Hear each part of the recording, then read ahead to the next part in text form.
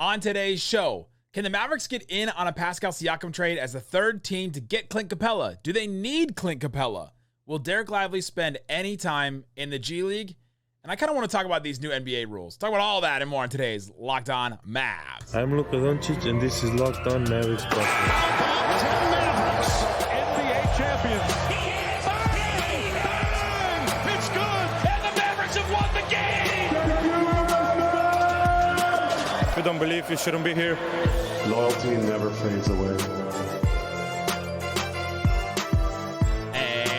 Welcome. You were locked on to the Dallas Mavericks. My name is Nick Angstadt, media member and NBA channel manager for the Locked On Podcast Network, your team every day. Thanks for being part of the show, making Locked On Mavs your first listen every day. Join the Raccoon Squad, be an everydayer, subscribe and follow for free. Just search Locked On Mavericks wherever you get your podcasts or on YouTube.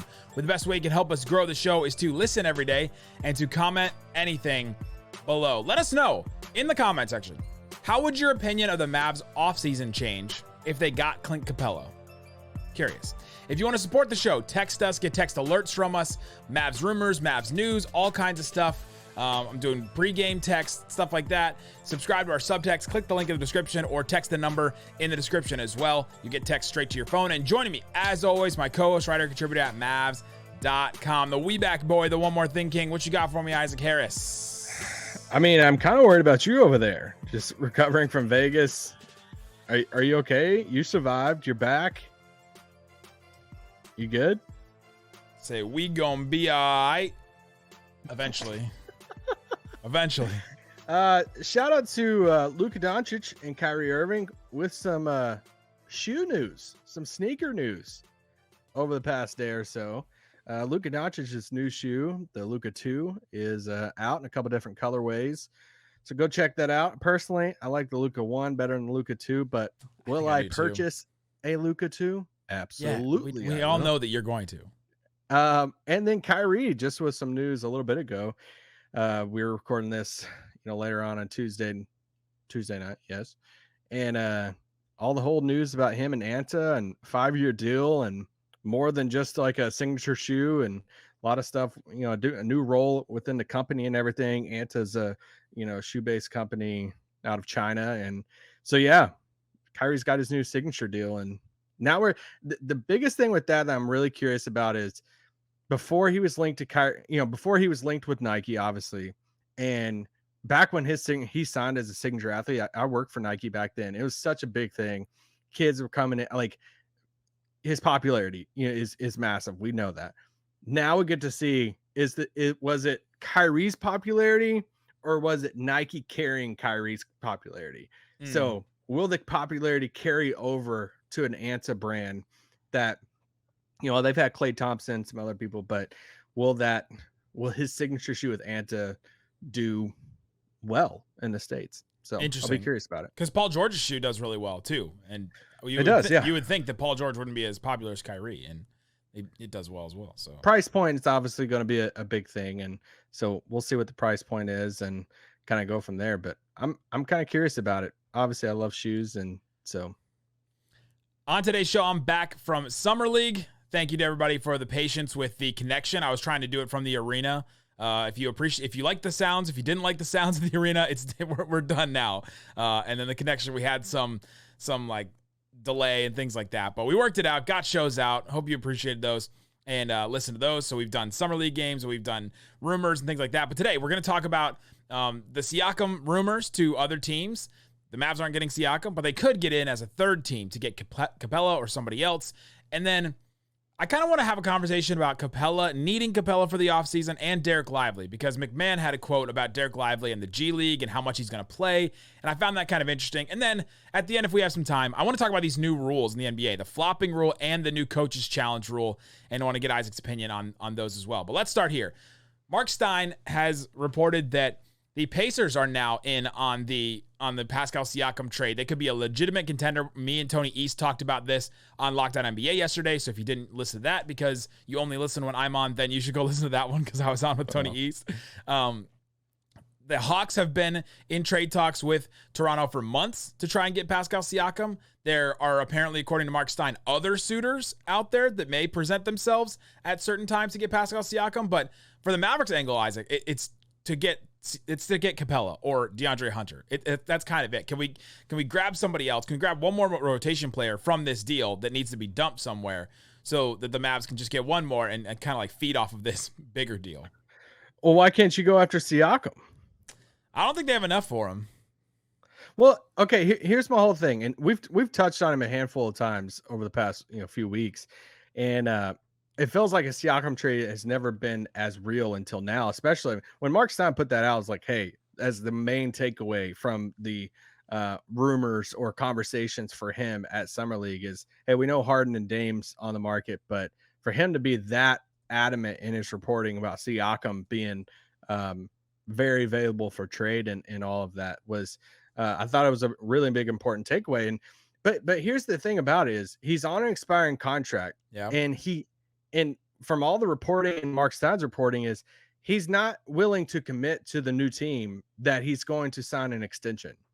So that right there should lower the value some. Like that right there tells me that it's not going to command a king's ransom to get him when he's expiring and he won't commit to an extension. So I think if else that eliminates some teams, and it's going to take a team that's willing to take a chance and willing to give up some quality assets to say, we don't care. We'll swing for it this year and then try to convince you next summer. And if there's a team out there that I think would not care and would take a chance, I think it's somebody like Dallas. I don't think Dallas truthfully pursues him, but it wouldn't shock me if they did, because they love to pounce on these opportunistic, situations like a Porzingis, Kyrie, that to where like a big name might not require the same value as previously. Should they though?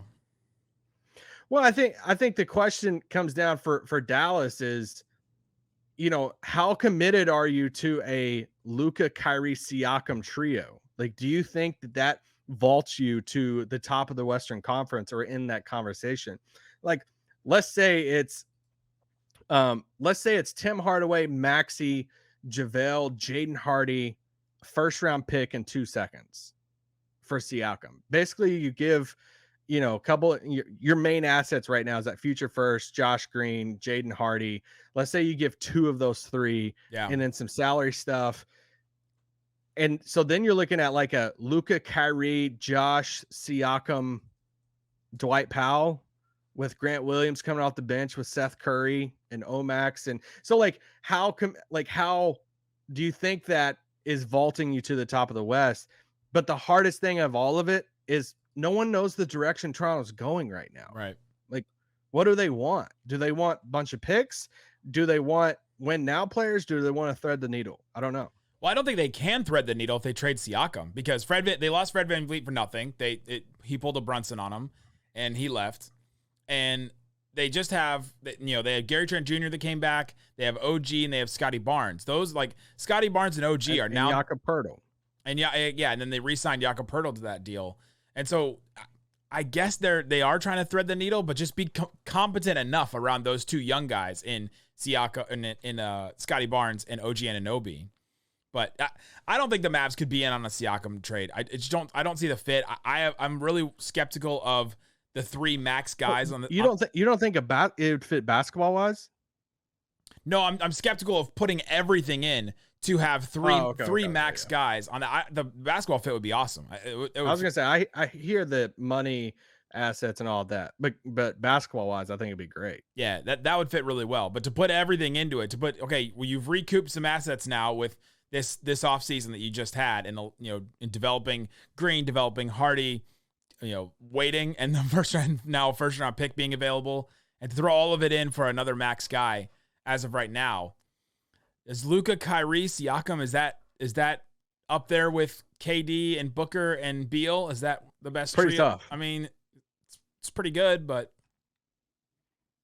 it's pretty tough, yeah.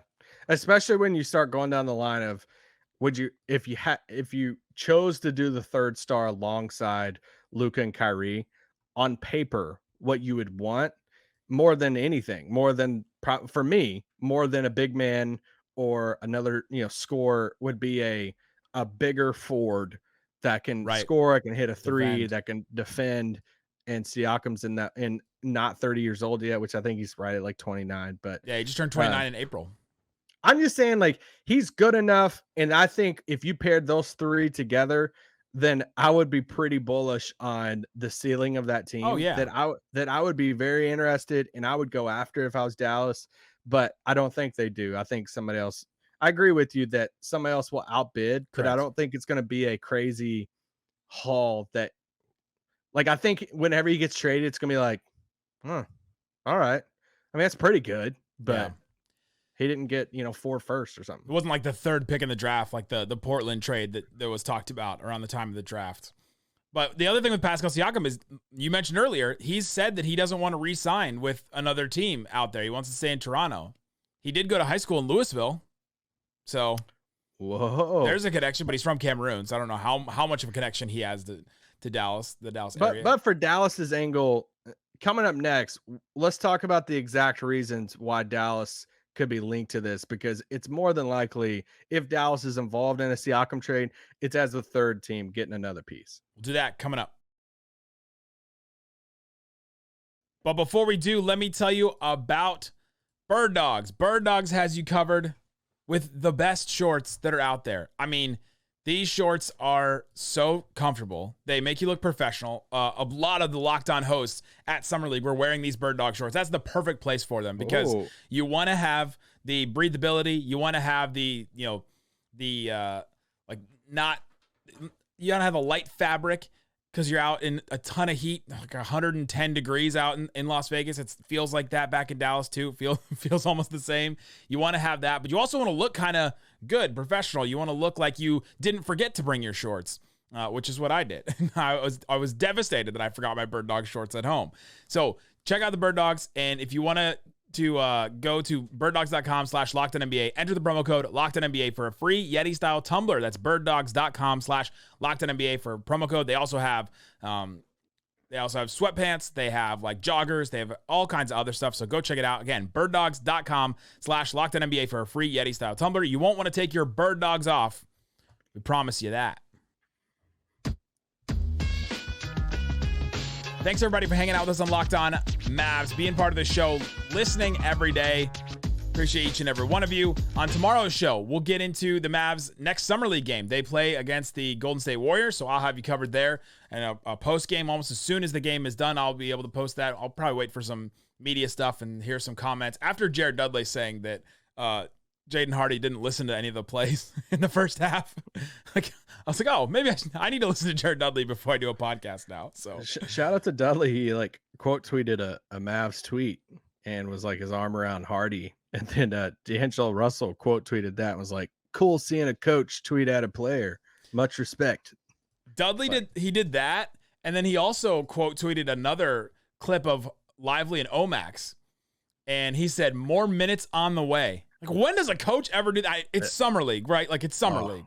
But when does a coach ever do that? Like, if Jason Kidd in the middle of the season, if at real Jason Kidd all of a sudden went, quote tweeted a Josh Green clip, and more minutes coming for this guy, we would all freak out. That'd be hilarious. All right, let's get back into this Siakam conversation. Especially because Twitter's a coach. If the Mavs don't get Siakam, like you said, I don't still have the drop anymore. Here, I'll just do that. No one's dying. I'll do that one. Since we don't think they'll get Siakam because they'll get overbid, where's the Mavericks angle in this now?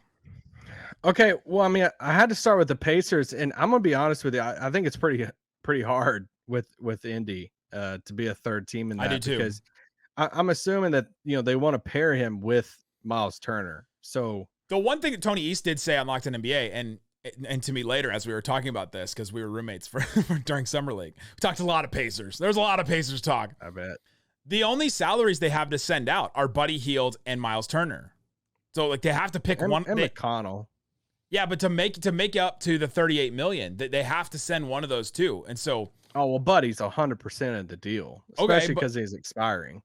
Yeah, but what if they can't get a deal done? So, I think a straight up two team trade between them would make the most sense, because then depending on the cost, like Mathurin might have to be in it, or it's Buddy and Tony said no go on Mathurin. And I was like, oh, interesting.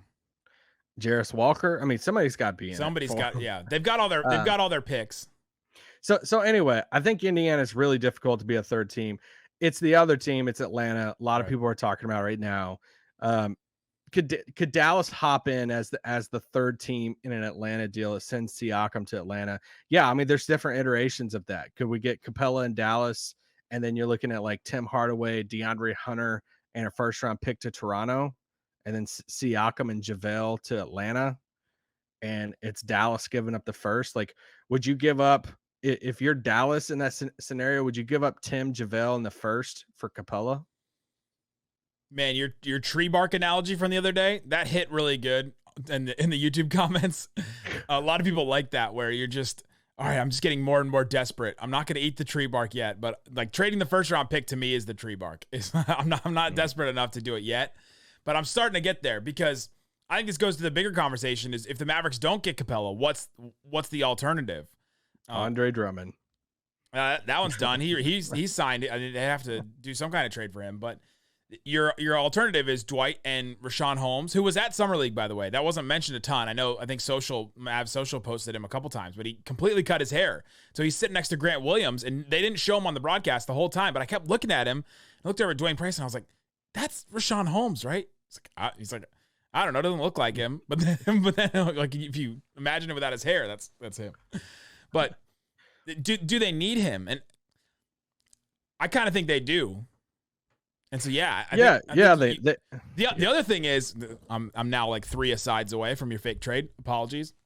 The other thing is, if they don't trade that first round pick next year at the draft, they could have 3 firsts to trade for something.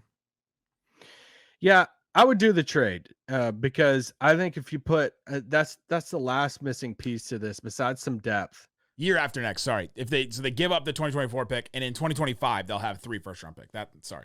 Year after that. I would do the deal, because then you have your solidified guy in the big man spot. You have we've talked all 2 years. We've talked so much about Capela and where he on the stats and the guys who block shots and rebounds and how many guys hit a certain number of that. But to have Capela there, and then you can just figure out the wings, what wing combination you want. So you have Luka and Kyrie and Capela locked in, and then you can figure out what works. Grant, Josh, Omax, like you. And yes, if you could add another wing in there, that'd be great. But that's where I would do that deal if I was Dallas. Because we've talked about this whole offseason. Their number one thing outside of re-signing Kyrie was to improve rim protection and rebounding. And they haven't really done that. They have a future plan with Lively, but we don't think that he's a day one play. You can't expect, and you can't you can't put the expectation on him that he'll fix that issue right away. Maybe by the end of the year, that if they don't do any of these moves and they run with Dwight, Rashawn Holmes, Lively, platoon, maybe Lively works his way into that role and is good enough by the end, like a Walker Kessler did, or like Bam Adebayo did his rookie year, or a Miles Turner did for the Pacers, or something like that. But you can't expect that. That would be a nice bonus, but you can't expect it for a team with expectations to do that. That's just really tough.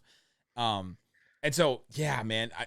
To trade that first round pick, that's tough because you don't have many assets going forward. You just recouped some with that really good draft that you just had. And you can see what you've seen what Nico can do with the first round pick. It's a first round pick he's had. He turned it into Lively, Omax, and Rashawn Holmes and got off of Davis's contract. And I get it that once you take a player, it's like a used car or a new car. Once you take it off the lot, then it depreciates the value. I get this when it comes to draft picks, but they're still going to have young assets to where if they want to go out there in a year or so, I mean, I know no one wants to talk about this, but you have a Dereck Lively, an Omax Prosper, a Jaden Hardy, Josh Green. Like, you have actual young players then, and not just these like future picks. But I just want everyone to mark it down right here. It was July 11th, 10:50 p.m. Central Time, when Isaac Harris first suggested the Mavericks could possibly trade. I did not suggest it. I'm just saying. And a little bit of his soul just died in that. It did. It did die. I know we want to talk a little bit about Lively, probably in the third segment. Yeah. Coming up next, let me throw at you some rapid fire other frameworks of deals as Dallas as a third team, and then let's talk Lively. Talk about that coming up. But before we do, let me tell you about BetterHelp. BetterHelp is there for you. You need somebody that's there for you to talk through some things, to walk you through some things. My wife and I have been going through our therapy journey, and she has so much more vocabulary to name the things that she's dealing with and working through. She's done such a great job of having, asking questions, of working through things, not being afraid to talk about certain things with a therapist. And that therapist has helped her learn a lot of vocabulary to help her name things that she's dealing with, talking about, and that's where it can help. And BetterHelp can help you do that exactly. I've worked with BetterHelp before. I've gone to BetterHelp. It's a great company. If you're thinking about starting therapy, give BetterHelp a try. It's entirely online. Just fill out a brief questionnaire, and they'll match you with a licensed therapist. And you can switch therapists at any charge. If you're vibing with them, or if you're not vibing with, you can switch whenever you want. Let therapy be your map with BetterHelp. Visit BetterHelp.com/LockedOnNBA today to get 10% off your first month. Again, it's a URL, not a promo code. BetterHelp.com /LockedOnNBA. Go get some BetterHelp. All right, Isaac Harris, we're talking about a Pascal Siakam trade. The Mavericks maybe getting Clint Capela as a third team for the Atlanta Hawks. And now, do you have any more of those fake trades? should I be itching around the collar? Like, you got any more of those fake trades? Come on. You know where to go to when you need fake trades. I'm your dealer. So let me just rapid fire a couple at you. Let's look at the Philly and James Harden stuff with the Clippers. 4-team trade. I'm just going to give you frameworks and not exact, like down to the detail of who. Siakam to Philly. I'm pretty sure, I could be wrong. Pretty sure Siakam and Embiid have a relationship, but they're both from Cameroon, right? I thought it was a relationship through like All-Star or something like that. But anyway, well, Siakam to Philly, too. James Harden to the Clippers, and then PJ Tucker and Zubats to Dallas, and then young players and picks to Toronto. Are the Mavs sending those young players and picks? I think it's coming from a couple different places. I actually think Philly has to give up something in this scenario to switch out Harden. To get Siakam, yeah. To switch out Harden for Siakam. They're not giving up like Maxey or anything, but yeah, and the Dallas has given up a few things, so there has to be some salaries and stuff in there. Probably not enough for Toronto, but I wonder if Dallas could get involved. They could loop James Harden into it. Next one. That one's interesting. Wait, you got a thought? The Clippers, I think, would have to cough up something. They seem to not want to give up Terrence Mann or some of their young guys. They would have to be the ones to give something up in that. Yes, I agree. I had when I was working with this, it was like Terrence Mann. Couple different pieces going to Toronto and stuff. Terrence Mann in Toronto, that would be good. So these are just two off the wall ones, but what about Siakam to the Cavs? Whoa. Put Mobley at center. Yeah. And Siakam with them. Jared Allen to Dallas, and then some type of combination of Okoro, Jaden Hardy, Tim, Rubio, and like 2 firsts to Toronto. The Cavs don't have first, do they? I thought that they could trade a 2031. Could be wrong, but nope. They owe a 2029 to Utah. They have their own. They have their own in 2024, so we could do this next draft, but it's a little too late. Next draft. All right, here's my last one. Siakam to the Knicks. They have all their seconds except for 2024, and they have 6, 7, 8, 9. They have 9 seconds they can trade. Does that equal 1 first? They did in the Bradley Beal deal. All right, last one. Siakam to the Knicks. Mitchell Robinson to the Mavs. Let's go. And then it's Emmanuel Quickley, Quentin Grimes, and a couple things from the Mavs to Toronto. That one's interesting because the Knicks have been snooping around some of these bigger names. They checked in on Harden. They've done some of these other things. They got some picks, and they got a couple of those young guys like Grimes and Quickley. I wonder if they could pull it off while keeping like the other guy. Like, what would you think of a Brunson, RJ Barrett, Siakam, Julius Randle, Hartenstein starting 5? That's pretty good. I know. I think so too. Brunson and Siakam would work really well together. Yeah. So anyway, it would make me furious, but yeah, they could do it. They also have a bunch of guards all of a sudden now because they brought in DiVincenzo. They have Josh Hart and Quickly Grimes. RJ Barrett, I guess, still counts. Miles McBride is another guard they have. They've got a ton of guards, so they could give up one of them or two of them. Would you take Randall from the Mavs? Somebody asked me this at Summer League. Even if you have Grant? I don't think so. His contract isn't awful. He's making 28 this year, 30 the year after that, 32 as a player option the year after that. He just doesn't fix any of the Mavs' issues besides maybe rebounding. But he likes the ball in his hands, and that's hard to do. That's hard to do. Can you convince Julius Randle to become Aaron Gordon? You know what? No. I don't think so. He's never been that kind of defender. Aaron Gordon at least came in as a defender in that way. So let's do this other conversation that I've wanted to have so Tim McMahon was on his Howdy Partners show on YouTube. He mentioned it wouldn't be a shock to him if Dereck Lively got as much playing time for the Legends as he did for the Dallas Mavericks. So in the G League and the NBA, if he split time, he wouldn't be surprised.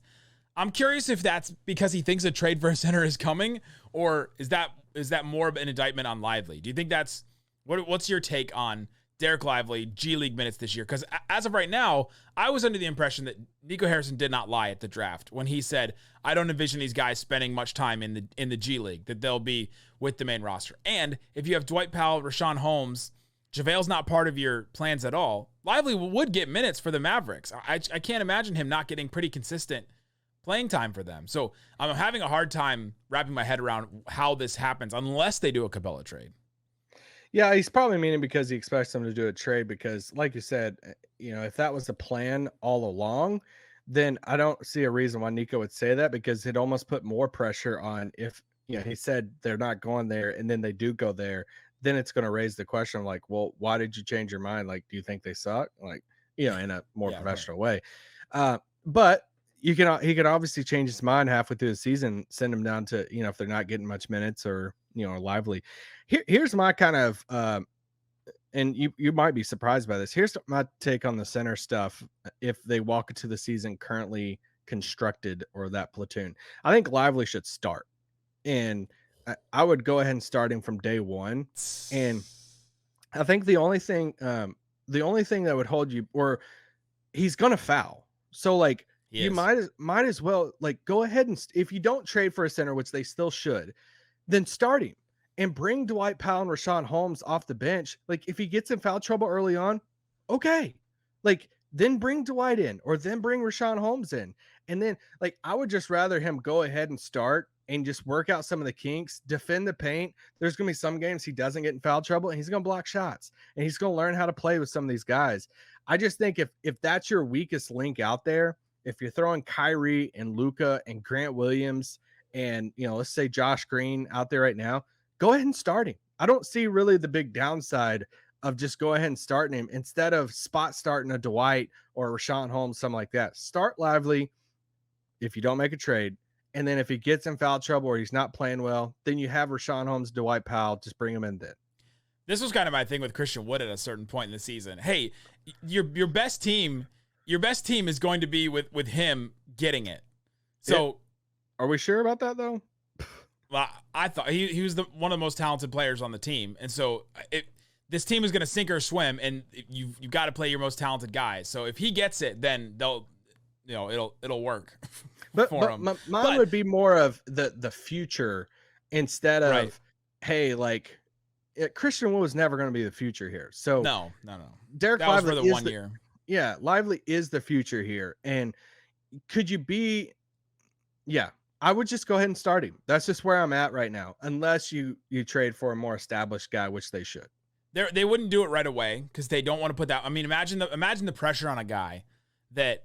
He comes in, he's playing with Luka and Kyrie. Luka's a very demanding, he's a very demanding on-ball guy. But he's going to make your job easy though. He will, but he's very demanding for a center.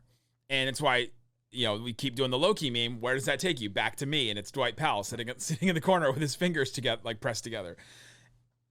But to put all that pressure on Lively, hey, we've got to get back to the playoffs. We've got to be good defensively. We also didn't really fix any of our issues besides you. So, like, think about that summer league game. I think Grant's a better defender than Reggie. Sure, you improved marginally, but you didn't go from Reggie Bullock to an Aaron Gordon, or whoever, an OG Anunoby. You didn't improve in that way.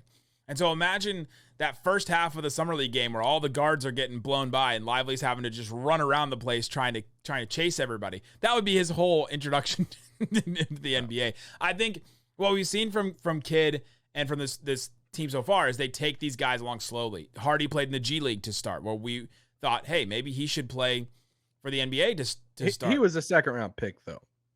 Sure, but they had him as a lottery pick. They had him as a first round grade, so it wasn't to them. Yeah. Right? And so I think they'll take him along slowly. From what we've seen from them, they take guys along slowly. But yeah. I'm with you that I think they should just throw him into the deep end. And, if I had to bet, yes, as currently constructed, Dwight would probably be the starter. Yeah. But I would start Lively because I just don't see the downside of it. That it's going to be foul trouble. Yeah, 100%. He's going to get in foul trouble early on a lot of games. But I would rather him play minutes and get fouls and learn some. So he's also going to force Jason Kidd. I think both these guys, Omax and Lively, are going to force Jason Kidd's hand because they just do things that the other players on the roster don't do. Lively can rebound in a way that no one else on the roster can do. He can block shots in a way that no one else on the roster can do. I mean, he's going to force their hand eventually because you're just going to need that as an option at some point. So, yeah, like you said, you may as well start him, but they'll bring him along slowly. But in a perfect world, they bring in a Capela, they bring in another center, and it's like, hey, Capela, you're our starter. Our backup bigs are, it's Lively, it's Dwight, Rashawn Holmes is probably the fourth on that list. I was gonna say, and you still have JaVale. Well, JaVale's, he'll be gone. But right. So there you go. Let us know what you think about that. What would you think if the Mavericks got Capela? What would that change? How would that change your opinion on the Mavs offseason? We'll be back tomorrow breaking down the Mavs next summer league game. Guys, thanks so much for listening to Locked On Mavs. Peace out. Boom.